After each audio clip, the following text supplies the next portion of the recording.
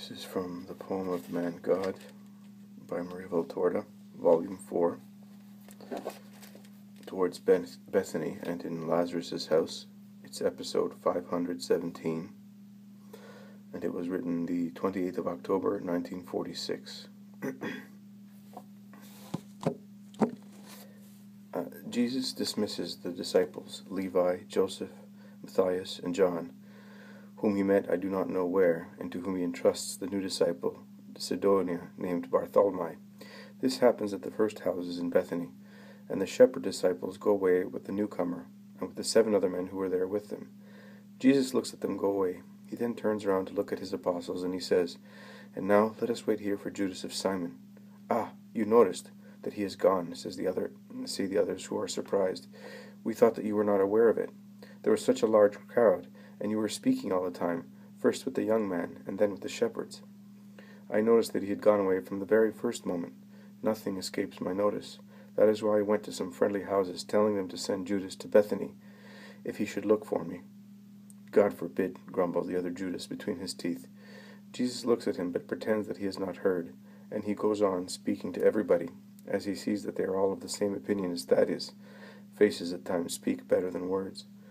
This will be a good rest while waiting for his return. It will be of comfort to everybody. Then we will go towards Tekoa. The weather is cold, but it is clearing up. I will evangelize that town. Then we will come back up, passing through Jericho, and we will go to the other bank. The shepherds told me that many sick people are looking for me, and I sent word that they need not set out on the journey, and that they should wait for me there." "Well, let us go," says Peter with a sigh. "Are you not glad to go to Lazarus' house?" Thomas asks him. "I am glad. You don't seem to be the way you say it. It is not because of Lazarus. It's because of Judas." "You are a sinner, Peter," says Jesus, admonishing him. "I am. But Judas of Kerioth, is he not a sinner, since he goes away, is insolent, and a torture?" bursts out Peter angrily, as he cannot stand the situation any longer. "He is. But if he is, you must not be. None of us must be. Remember that God will ask us. I say, will ask us, because God the Father entrusted that man to me before entrusting him to you, to account for what he did to redeem him. And do you hope to succeed, brother? I cannot believe it. I believe this. You know the past, the present, and the future, so you cannot be mistaken about that man. But it is better if I don't tell you the rest. It is in fact a great virtue to be able to be silent. But you had better know that to foresee more or less exactly the future of a heart does not exempt anyone from persevering until the end to save that heart from being ruined. Do not fall into the fatalism of Pharisees, who maintain that what is destined must take place, and nothing can prevent what is destined from being accomplished. And with such reasoning, they justify their sins, and will justify their final act of hatred against me. Many a time, God awaits the sacrifice of a heart that overcomes its nausea and indignation, its antipathy, even if justified, to rescue a spirit from the quagmire into which it is sinking. Yes, I tell you, many times God, the Almighty, the Everything, waits for a creature, a mere nothing, to make or not to make a sacrifice, to say a prayer, in order to condemn or not condemn a spirit. It is never late, never too late, to try and hope to save a soul. And I will give you proof of that. Even on the threshold of death, when both the sinner and the just man who is anxious about him are about to leave the earth to appear at the first judgment of God, one can always save or be saved. Between the cup and the lips, says the proverb, there is always room for death. I instead say, between the extremity of agony and death, there is always time to obtain forgiveness, for oneself or for those whom we want to be forgiven. Not one word is uttered by anybody. Jesus, who by now has arrived at the heavy gate, calls a servant to have it opened, and he goes in and asks after Lazarus.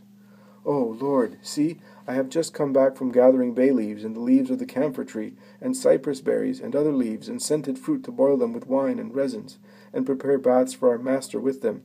His flesh is coming off in bits, and it is impossible to withstand the stench. You have come, but I do not know whether they will let you pass. Lest the very air should hear, he lowers his voice to a whisper, saying, 'Now that it is no longer possible to conceal the sores, the mistresses do not receive anybody, lest, Lazarus is not really loved by many people, but many, and for many reasons, would be glad if, oh, don't let me think of this, as it is the terror of the whole household. And they are right. But do not be afraid. That misfortune will not take place.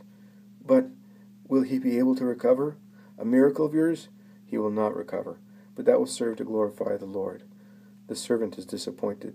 Jesus cures everybody, but does nothing here. But only a sigh expresses his thought. He then says, I am going to the mistresses to announce you. Jesus is surrounded by the apostles who are interested in Lazarus' condition and are filled with dismay when Jesus informs them. But the two sisters are about to arrive. Their flourishing, although different beauty, seems dulled with grief and with the fatigue of protracted watching at Lazarus' bedside.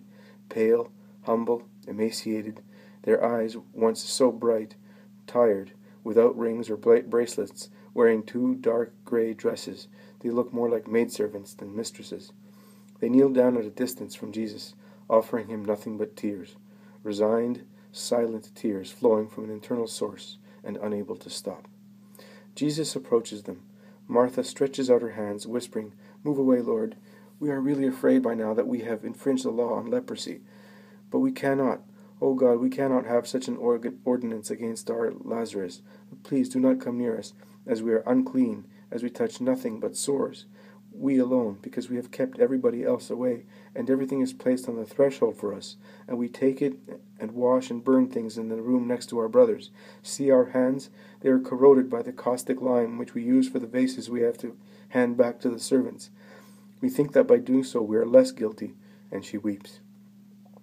Mary of Magdala, who's been silent so far, moans in her turn, We should call the priest, but I am the more guilty one, because I oppose that, and I say that it is not the dreadful cursed disease in Israel. It is not, but so many hate us, and so much that they would say it is. Your apostle Simon was declared a leper for much less. You are neither priest nor doctor, Mary, says Martha, sobbing. I am not, but you know what I have done to be certain of what I am saying, Lord. I went and covered the whole valley of Hinnom, and all Siloam, all the sepulchres near En-Rogel. I went dressed as a maidservant, veiled in the first light of dawn, loaded with foodstuffs, medicated waters, bandages, and clothes. And I gave everything. I said that it was a vow I have made for him who I loved. And it was true. I only asked to see the sores of the lepers. They must have thought that I was mad. Whoever wishes to see such horrors? But after laying my offerings at the edges of the crags, I asked to see, and they were above me. I was farther down. They were amazed. I was disgusted. They wept, and I wept, and I looked and looked. I looked at bodies covered with scales, with crusts, with sores.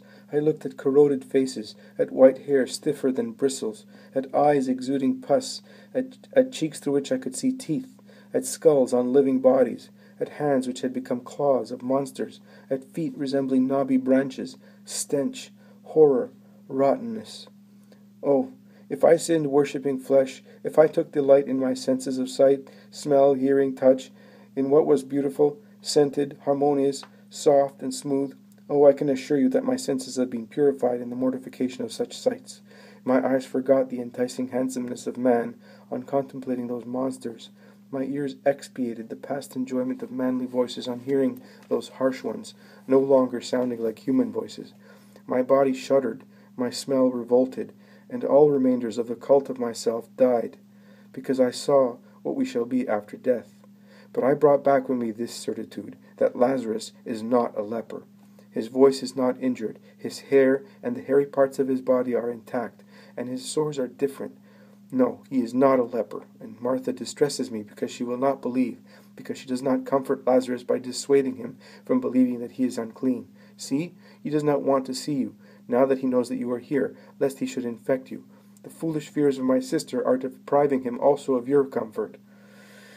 Her passionate nature makes her angry, but when she sees that her sister bursts into tears, weeping desolately, her impetuosity abates at once, and she embraces and kisses Martha, saying, Oh, Martha, forgive me. Grief is making me unfair. It's my love for you, and Lazarus that wants to convince you. My poor sister, what poor women we are. Now, do not weep so. You are in need of peace, and reciprocal compassion for your own sake and for his. Lazarus, in any case, is not leprous, I tell you. Oh, come to him, Lord. Who can judge better than you whether he is leprous? Says Martha imploringly. Have I not already told you that he is not? Yes, but how can you say so if you do not see him? Oh, Martha, Martha. God forgives you because you are in pain, and you are like the one whose mind is raving. I feel sorry for you, and I will go to Lazarus and uncover his sores, and he will cure them, shouts Martha, standing up.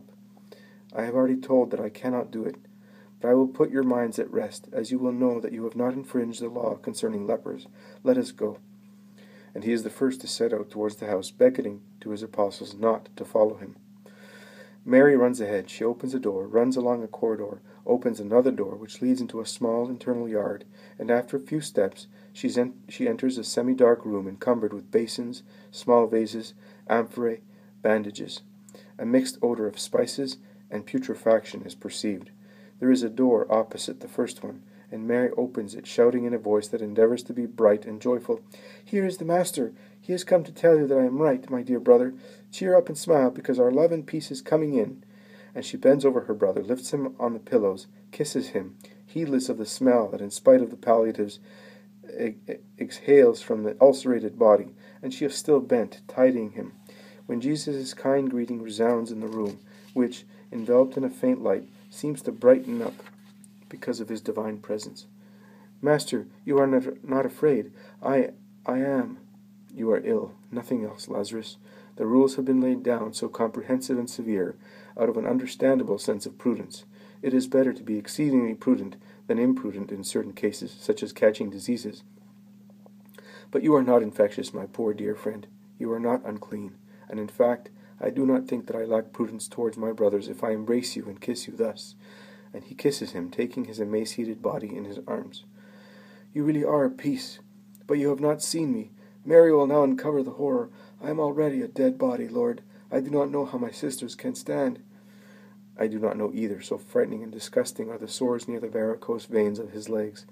Mary's beautiful hands massage them lightly, while in her wonderful voice she replies, Your ills are roses for your sisters. Only because you suffer they are thorny roses.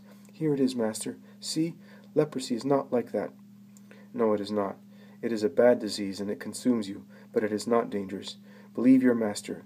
You may cover him, Mary. I have seen." "Are you really not going to touch him?" asks Martha with a sigh, persevering in hope. "It is not necessary, not because of disgust, but to avoid irritating the sores." Martha, without insisting any more, bends over a basin containing spicy wine or vinegar, and dips some linens into it, and then hands them to her sister. Silent tears drop into the reddish liquid.